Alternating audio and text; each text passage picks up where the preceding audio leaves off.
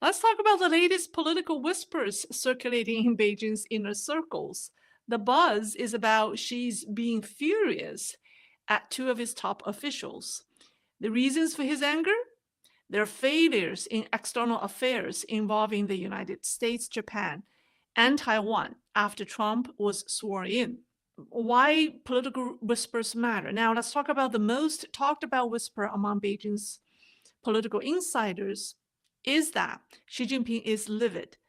Just over 2 weeks into Trump's return to power, Xi is reportedly bordering on madness and has been berating two top officials. And they are his foreign minister Wang and his director of Taiwan Affairs Office, Song Tao. Um, Now, we say these whispers are not groundless. They align with some of our earlier analysis I've done on China's relations with Japan, the United States, and Taiwan. Well, Xi is mad at him for having completely misjudged Trump's second term. With almost all of his assessments on Trump's policies proving to be wrong, there are three areas where she felt Wang has misjudged Trump or misled him. The first and the most important area is that all the predictions Wang had provided to Xi Jinping regarding Trump's second presidency turned out to be completely inaccurate. Not a single one materialized. And the minister had reported to Xi that Trump is a businessman at heart and likes to make deals through negotiation. One's core assessment was that Trump would be willing to negotiate with Xi Jinping on key issues, such as tariffs. Based on this information, Xi Jinping formulated the dual strategy called negotiation amid confrontation to handle Trump.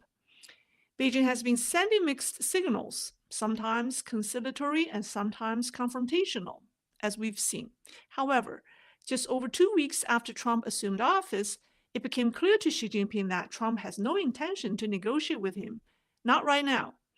Instead, Trump has launched a series of offense to counter Beijing's global ambitions and to weaken the regime's influence.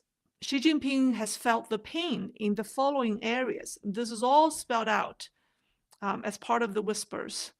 First is the Panama Canal. Trump has made it very clear that he wants to destroy CCP's attempt to control the Panama Canal. After Secretary of State Marco Rubio visited Panama, the country has announced its withdrawal from Belt and Road Initiative, which Panama joined in 2018. This is because from 2017 to now, Chinese influence in Panama has exploded exponentially. As of now, 10% of Panama's 4 million population is Chinese, and that's close to 400,000. And now that's official data. And so the Chinese say if you include the many Chinese living and doing business in Panama, the Chinese estimate that there are easily 1 million Chinese in Panama. Remember, the country's population is only 4 million. That all vacant houses and idle land in Panama have been bought up by Chinese buyers. And as of now, over 30 Chinese individuals hold positions in the government, including 4 members of the parliament. And in 2024, a Chinese, by the name of, his Chinese name is Zhang Junhua, his English name is Aloy Chong. He was elected to be the mayor of Carrera City, which is Panama's 4th largest city, making him the first Chinese mayor in Panama's history. And the second is Greenland. Trump made no secret of his intention to take control of Greenland and incorporate it into U.S. territory.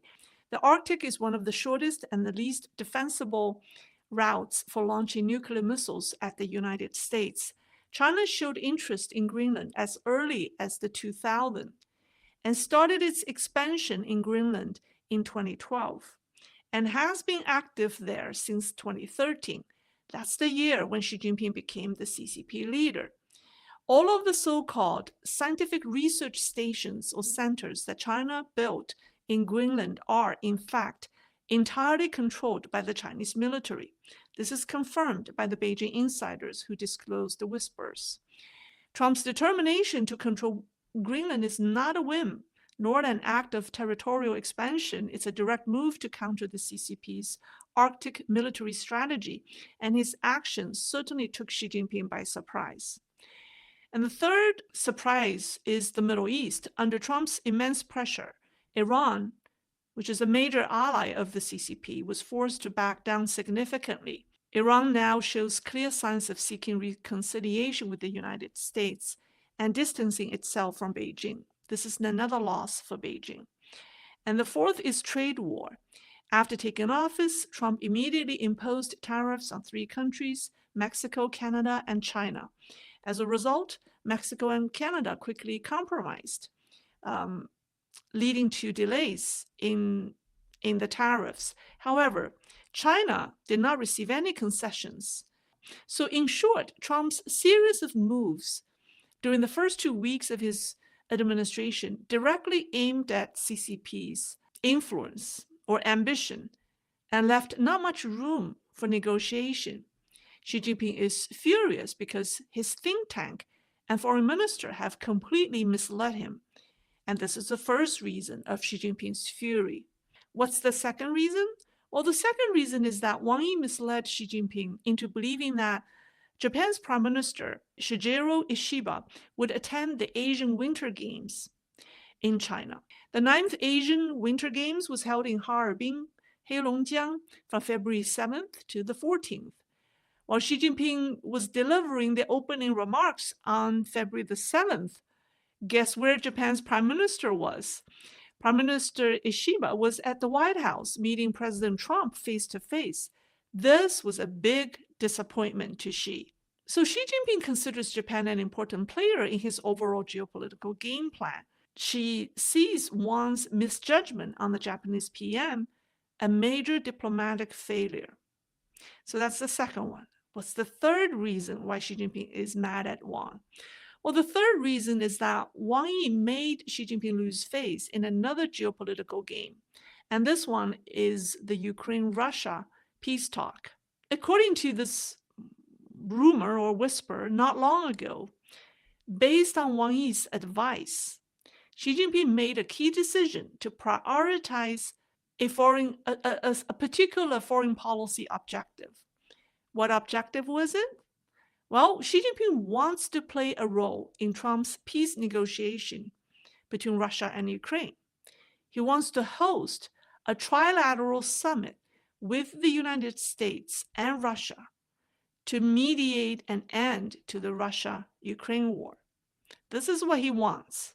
This was meant to be one of China's top diplomatic priorities, which Xi Jinping came up with based on the intelligence and strategic recommendations Wang Yi provided to Xi Jinping. However, as we all know now, Trump took his own course of action regarding the Russia-Ukraine peace process, completely sidelining Beijing. Xi Jinping feels like he has been completely marginalized in the negotiation for ending the war, the Russia-Ukraine war. And Xi Jinping sees that as another major diplomatic failure for himself and also for his regime. All right, so the above are the 3 reasons that Xi Jinping, or that explains why Xi Jinping is livid with Wang Yi. The second person that he is upset with is his director of Taiwan Affairs Office, Song Tao. So according to sources from Beijing, Xi Jinping is mad at Song because his leadership has been proven ineffective in countering the mass recall movement currently sweeping across Taiwan. And CCP's strategy to take over Taiwan started with the opposition-controlled legislative yuan, or parliament. The goal was to undermine Taiwan's political order by pushing for a series of disruptive bills that would weaken the power and capability of President Lai. And this KMT-controlled legislature or opposition coalition has been passing laws at the cost of Taiwan's national security, such as severely cutting defense budget. As a result, the Taiwanese people started a recall movement to recall pro-Beijing KMT legislatures. So Xi Jinping is very upset at the momentum that this recall movement has made in Taiwan. Xi Jinping's strategy aimed to destabilize Taiwan's democratic system, making it more difficult for William Lai to govern effectively. However, the recent mass recall movement directly aimed at removing pro-CCP lawmakers from office. And the movement has identified 43 KMT legislators to recall. And as of early February, a total of 31 recall processes have started, each targeting a KMT legislator. And as of a week ago, the first phase of recall petitions for nearly 20 lawmakers had already met the required threshold. So this mass recall movement is a political awakening for Taiwanese society and has garnered widespread attention. So if the recall effort continues, it could lead to a complete political downfall of the opposition party. People say it could eliminate the possibility of the KMT returning to power in the near future. So furious over this political failure, Xi Jinping harshly criticized his director of Taiwan affairs, blaming him for his incompetence in handling the situation. In response, Xi Jinping has allocated additional funding and ordered the Taiwan Affairs Office to take immediate action to counter the recall movement. And Xi's directives include, one, provide additional financial support to the recalled lawmakers, and the Taiwan Affairs Office will bypass standard financial procedures and funnel funds directly to recalled KMT lawmakers through Taiwanese businessmen who maintain close ties with the CCP. And the number two is mobilizing CCP's United Front networks in Taiwan.